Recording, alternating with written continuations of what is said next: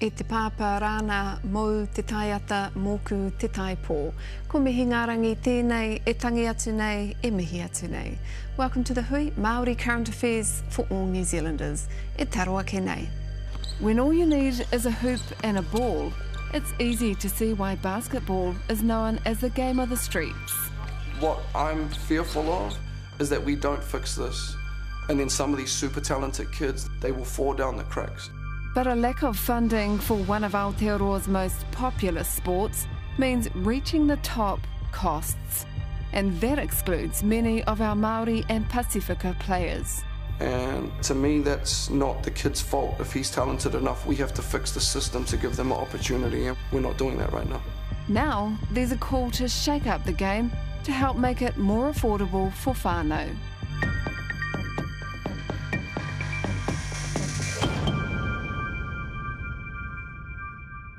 Tahuti mai. It's pretty basic. A hoop and a ball is all you need to play basketball, but a lack of funding means that reaching the top costs tens of thousands of dollars, and that's excluding many Māori and Pasifika players. Those who love basketball say it's not good enough, and they're shaking up the game to help it make it more affordable. Anei te ripoata a Rawani Pereira. He's the rebel calling foul on the game he loves. Basketball is turning into a sport for the elitists, the people that can afford it. With basketball's popularity soaring in Aotearoa as the sport that began on the streets, now out of reach for some whānau. You come across a number of kids who can't play because of money, but they don't want to tell you.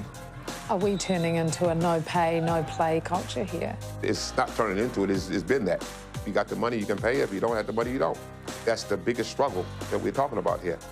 Now those at the grassroots are determined to improve outcomes for Māori and Pasifika players. What I'm fearful of is that we don't fix this, and then some of these super talented kids, they will fall down the cracks. And if he wasn't out there doing what he's doing, there'd be a lot of kids missing out.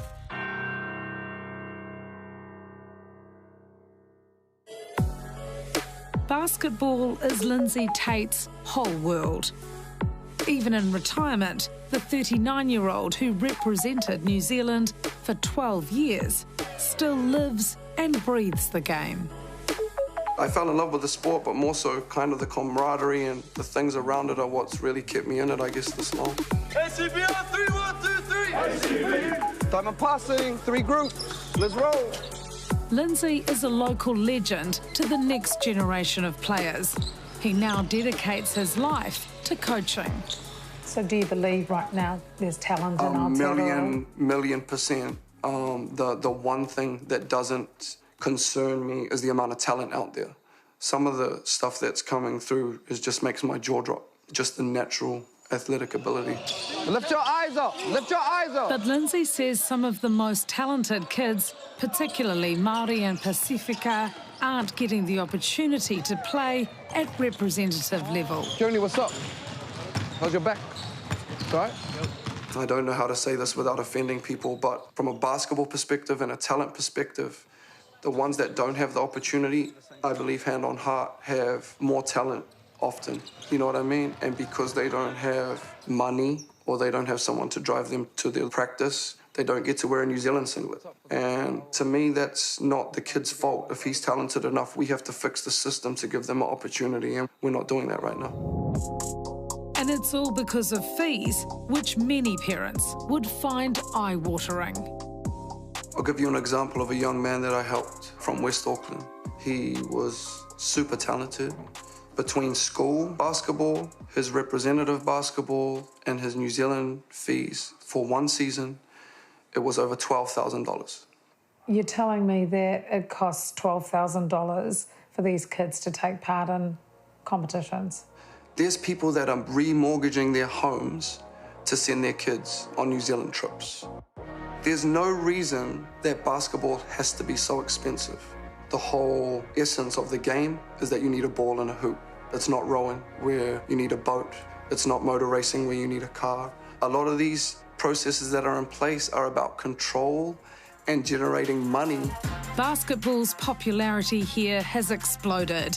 It's now the second most participated school sport and is expected to be #1 in the next few years. That's due in part to the success of Steven Adams, who cracked the lucrative US NBA game. Remarkably, Adams never played for New Zealand, with the exorbitant costs one of the reasons, according to his mentor, Kenny McFadden. No, he couldn't come up through the ranks. You know, and most of it had to do with finance, you know, as well as a lot of other players. You know, here in this country, basketball is a very expensive sport to play reps. For a guy like Steven Adams to essentially be our highest achiever and to have done it on his own, and for us as a community and a governing body to not have learnt from that, you know, and to try and help the next Steven Adams is very concerning. Basketball New Zealand is the national body overseeing 36 associations throughout Aotearoa, with Tamaki Makaurau being the largest region. It's represented by Auckland Basketball Services Limited, ABSL, set up in 2012 and responsible for delivering the game in the city. Lindsay was working for ABSL, developing their training program, when they made him and all full-time staff redundant in April 2020 because of COVID-19. Not only were we fired from the jobs we were employed to do, they fired me from a voluntary coaching role that I'd built for 3 years, which was a big hit. It was a really big hit. I've given 3 years of my life to those kids. You can't shut the doors on the people who's been doing it. And if you're looking at Lindsay, all right, he was born into this game, and he was born to do what he's doing, all right? And I take my hat off to him all the time. And to be able to shut the door on a man like him, it's not a good thing. It's not a story that you want to be proud of. Out of a job, Lindsay and several ex-ABSL employees set up Auckland City Basketball, ACB, in June. With no funding, ACB keeps tournament and coaching fees to a minimum, with shortfalls often coming out of their own pockets. Auckland City Basketball has been formed out of necessity to give these young, predominantly West Auckland, South Auckland kids from our city a fair opportunity. In less than a year, ACB has grown into a major player for developing local basketball talent. We got heart. We're about the community.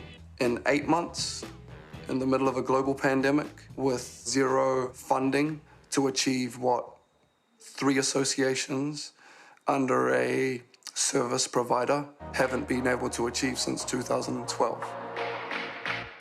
Pound with your right, jab with your left. Patrick Isa'ako is one of Lindsay's volunteer coaches. He helps run training sessions, and rangatahi are taking up the opportunity in droves, like this one Patrick held in Mangere, South Auckland, during the school holidays. So, Patrick, how much does it cost for these kids to take part in this workshop? Well, it actually costs nothing. So, yeah, I try with a lot of the stuff that I do to make sure that it's free. When we first started, you know, it was just to sort of get the school basketball community going. But as it grew bigger, it sort of showed that there was a need for it. I would hate to think what would happen if a bunch of people hadn't come together, basically without any financial gain right now, to do this for the kids. There'd just be a huge hole in the game. The issues Auckland faces are no different to other parts of the country. Kenny McFadden now runs a basketball academy in Wellington, and like Lindsay, doesn't want money to be an obstacle for players to realise their hoop dreams. In 15 years, he's successfully got 86 US college scholarships for local students. I don't put finances as a barrier, and once you do leave here, you know, at age 17, 18 years old, and you get that scholarship, you are well taken care of. He says Lindsay's Auckland program has done a lot for whānau who couldn't afford to finance their kids at a competitive level. So you can't give nothing but 100% credit. And we hope a lot more people do exactly what he's doing by simply saying, listen, let me follow the rules, let me set up my own organization, and let me go out and put as much work as I can for the people. And he's warning those in charge of basketball that things need to improve. Somebody needs to step up. And as of now, it's a lot of community people who's stepping up. But at the end of the day, we got to connect the community with the people at the top. and then we can work out this problem. Next, You know, some wouldn't know if a basketball rolled up and hit them in the leg. we put the tough questions to those in charge of the game. There is some criticism that you yourself, the national body, is out of touch with what's going on at that grassroots level. Yeah, we're aware that there are some, concerns that we could do more.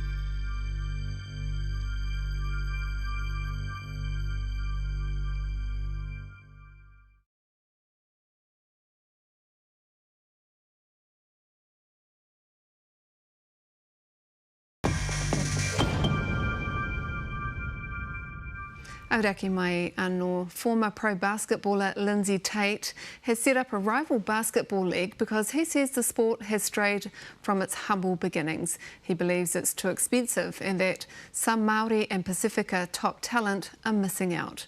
Anei te wāhanga tuarua o tēnei ripoata. Lindsay Tate is now a coach with Auckland City Basketball, formed less than a year ago amid concerns about the affordability of the game, particularly for Māori and Pacifica players. I sit on the other side of the bridge, where there is a lot of brown kids, you know what I mean, in South and West Auckland. I'm speaking for the voiceless. I'm speaking for the kid like me that doesn't have two parents. Job, Joe. He blames the people running basketball in Tāmaki Makaurau for charging too much money and not developing grassroots talent. They have no idea what's going on in South Auckland right now at grassroots or in West Auckland. And it's New Zealand's biggest catchment. We're pretty much the fastest growing sport in the country, so how can the biggest city not have a base for our kids to work off? It's crazy. Lindsay set up a rival league last year when he and 7 other coaches were made redundant from Auckland Basketball Services Limited, the organisation that oversees the city's basketball. The firing of such a famous player turned coach was a shock to the basketball community. ABSL's new CEO, Rob Wakelin, started the job in January. The redundancies last year, was that purely because of COVID-19 and the pandemic? Oh, look, COVID-19 had a massive impact on the world, right? We all know that. It stopped sport in general in its tracks, and when you lose income like that, there's got to be a reaction. Must have been a huge loss, though, to lose that kind of calibre of talent and coaching talent that you had. Oh, look, yeah, I didn't work with those people, so it's hard to comment on what was lost. But all I know is I've got a really neat team forming here, and we're looking forward to deliver basketball into the future. Do you think they're out of touch? You know, to be at the top of some of these organisations, you don't necessarily have to be a basketball player or have played basketball, but you have to have some connection to the communities that you're supposed to be caring for. You know, some wouldn't know if a basketball rolled up and hit them in the leg, and yet they're making some of the most influential financial and governance decisions that really affect these young kids. There's criticisms that ABSL is out of touch with the community. Do you think you guys have a good handle of what's going on at the grassroots of this game? Yeah, I think so. I mean, ultimately, we're owned by our community. Our community team are out and about facing their communities. So, yeah, I think our channels into the community are really sound. Mm-hmm. And what of Lindsay Tate's criticism that basketball is out of reach for most whānau, with fees of up to a staggering $12,000 a year? Ian Potter is the CEO of Basketball New Zealand, the governing body. You do acknowledge that higher representative level, you know, there are some barriers there? We're conscious that costs can be a barrier when we're asking the top 0.1% to represent their country. We love to participate at all levels, and it's our aim to try to get our best young players into the world environment, to Asia and then into the Worlds. So we are conscious that those players, when they hit that level, which is pretty rarefied air when you're at that level, the costs go up considerably because we've got travel and accommodation to the other side of the world. We subsidise that. There are a range of scholarships and subsidies that are available around the country. Like I said, Auckland Basketball have a $20,000 per annum scholarship fund for players that make the national level. Are you worried, though, that another Stephen Adams will slip through your net? Oh, we'd like to think that we would be able to identify all the talent that's available. That's probably not going to happen. The key is, I think there is more talent sitting outside basketball than inside basketball. We want them to have opportunities so that we can see them and we can spot them and then we can support them. I worry that there are those that aren't getting the opportunity to play basketball at all, or are sitting outside our systems and therefore are missing out on the support that our systems provide. So it is a concern to you? Well, it's a concern that kids miss out. Making the sport and reach for everyone is something all parties can agree on. Lindsay Tate has dreams of making his league the biggest in Auckland, and with it, realising the aspirations of every player, no matter what side of the street they're from. You know, it's a beautiful sport. It should be accessible to everybody. If you give love to the people and the game, we'll get through this. You know, it's tough right now, but we a tidal wave, man. We're coming. Nā Rawani Pereira, tērā pūrongo, and you can join the conversation on Twitter using #TheHui. Hei muri ngā whakatairanga, ka wānanga hia ngā take o te wiki e ngā mātanga tōrangapū.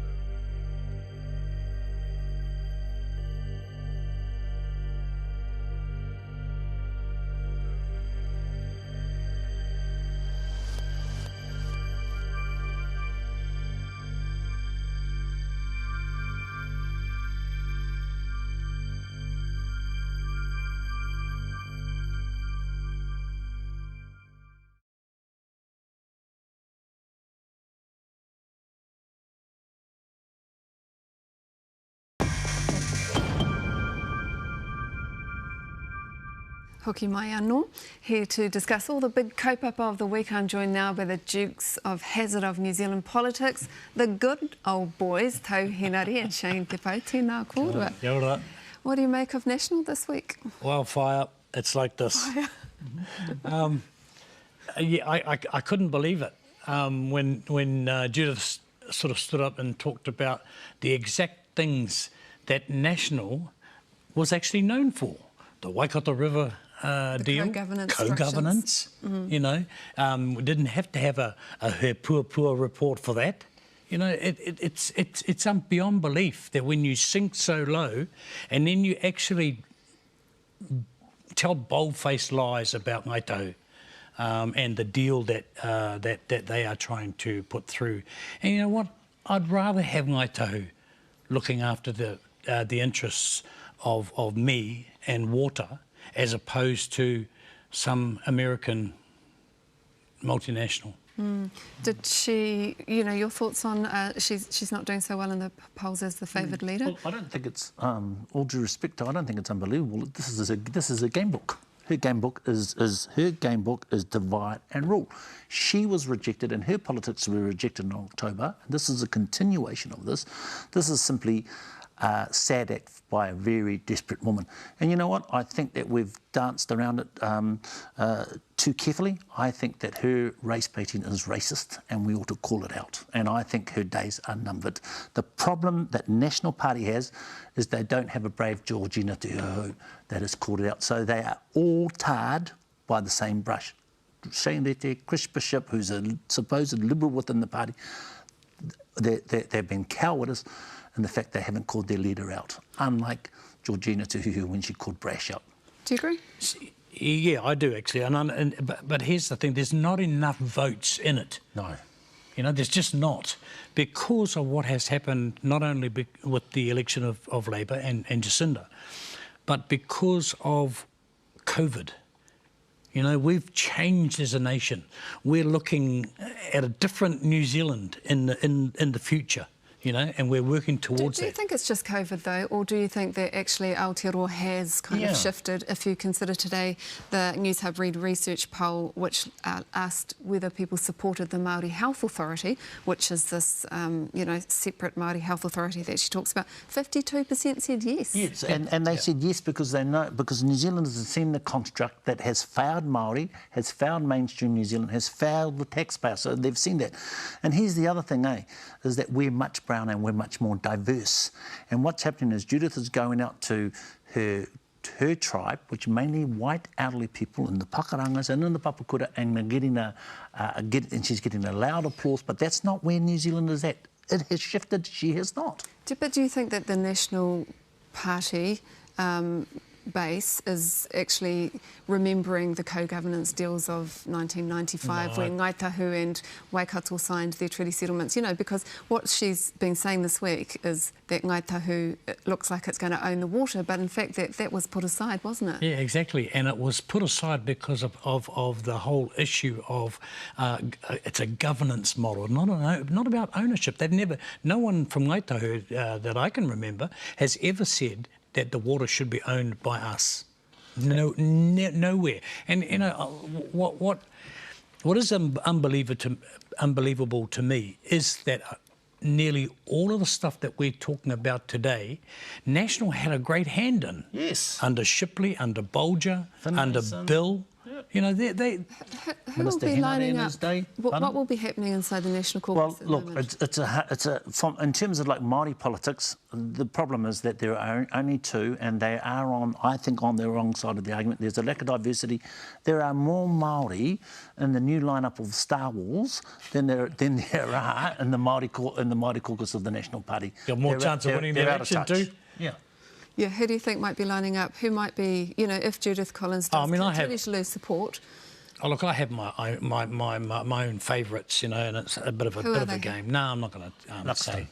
Luxton. No. Luxton is built up as image and he'll run it. But see, there's the willing to put it on the line. No, but see, there's another issue. Is the Christianisation of the National Party? You know, there's that religio clique that we've seen come in the last 12, 24 months. And I just don't think, I think it's going to be the end of the National Party, how we know the National Party. It's no longer a hybrid Liberal Conservative party. It's no longer conservative on economic issues and reasonably liberal on social issues. The fundamentalists have taken control of the National Party also. You think Christopher Luxon? I think he'll sniff his chance. You'll know that he'll get one shot at it and he'll run and run. I like Nicola Willis. Okay. Too liberal. Hey, so let's go to Palestine now. You know, lots of deaths. I'm not up to the numbers at the moment. The Green Party foreign spokesperson Golriz Ghahraman has hit out at the government. How do you think the government's responded to this? I actually I really liked what Nanaya said the other day, that no deaths or any deaths are wrong, but it was a bit like a David and Goliath. You know, there's one side with a slingshot, the other side's got nuclear weapons. You know, I like what the Irish permanent ambassador to the UN said this morning, that they have and always will believe in the 67 settlement. Yeah, that there was a two-state solution, and I would go as far as to have some sort of demilitarised zone in between the two. Thoughts? Yeah. Well, my thoughts are simply this. I personally think that the leadership of Hamas is as bad as Netanyahu. Netanyahu has ramped this up because he's currently under investigation for corruption. And the other thing is that we ought not to be afraid to call out the Israeli government. Calling out the Israeli government does not make us anti-Semites. Back home now, let's... there's been a couple of iwi cutting ties with the Manawatu District Council, Ngāti Ruanui today, sending similar messages to their council. Is this are we seeing what post-settlement phase of partnership looks like? Yeah, we are. And I also think we're seeing Māori saying, hey, you want us to do the pōhiri, you want us to be involved when it suits you. Either we're going to have a real relationship or we're not going to have one at all. And I think that the more progressive, when John Carter gets up and says, we want Māori wards, but in Manawatu they're saying we don't want Māori wards, you got to think some people just haven't moved on, and some people have. New Zealand's growing up really, really quickly. Now to a more important election, the chairman for the New Zealand Rugby Union. Yeah, well... Tell us who's in the running. Well, sorry, I can't remember the guy from the Crusaders, but the person that I'm supporting is Ngāti Pro East Coast chairperson, Bailey Mackey. I think he'll bring in Bailey Mackey. I think he'll bring a new dynamic, and I think he'll represent the smaller unions, heartland unions, and also... I think it's about time. He played for one of them up the very far East Coast once. Yeah, well, he apparently played on the wing of the East Coast. Not even now. He was a forward. But have you seen him lately? He's an experienced rugby player. But also I think he ticks all the boxes. First of all, he represents a sector of the rugby union that hasn't had their fair share. But you're not changing the board though, and he will still say yes to the Lakes deal. Richie said no to the Lakes deal, and we should follow Richie. Thank you. Kia ora, tēnā kōrua. Koe hikina te hui e hoa mā hei whakanui I te marama pūro o Aotearoa ana I te waiata a tipene, rātou ko Maisie Rika, ko Troy Kingi, e kia nei ko Tūranga Waiwai. Nohoro mai rā.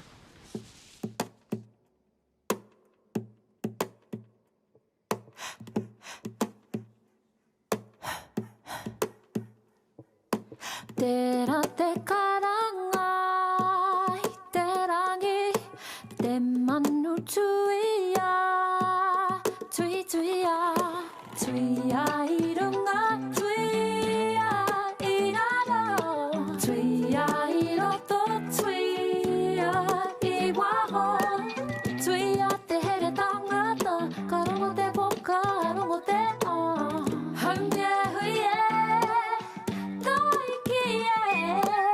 Welcome to Amarai. It's Aotearoa Waiwai. It's the place where I'm from, the place I belong, the place where my ancestors roamed. Welcome to Amarai. It's Aotearoa Waiwai. It's the place where I'm from, the place I belong, the place where my ancestors roamed. Yeah, ain't nothing like I'm Paul Feedy on the marae when you arrive to meet up with another tribe. The sun shining in your eyes, showing off the flies, waiting for the first speaker on the pie.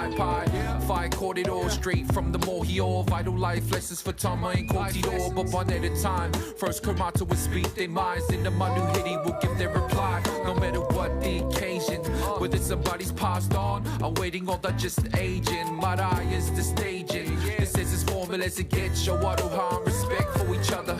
Don't forget a way I talk to your speech, brother. That's sweet cause we all know a little bit of copper hucker. Tribal roots run deeper than you can manage or even imagine. Tapu ass but can be damaged, yeah. Listen directly from your ancestors. They're in your blood. They're in your bones. Mountains will remain. When you travel to a distant land, you're gonna take a piece of home. Let it resonate deep in your soul. Yeah, welcome down Marae. It's Aotearoa why. It's the place where I'm from, the place I belong, the place where my ancestors roam.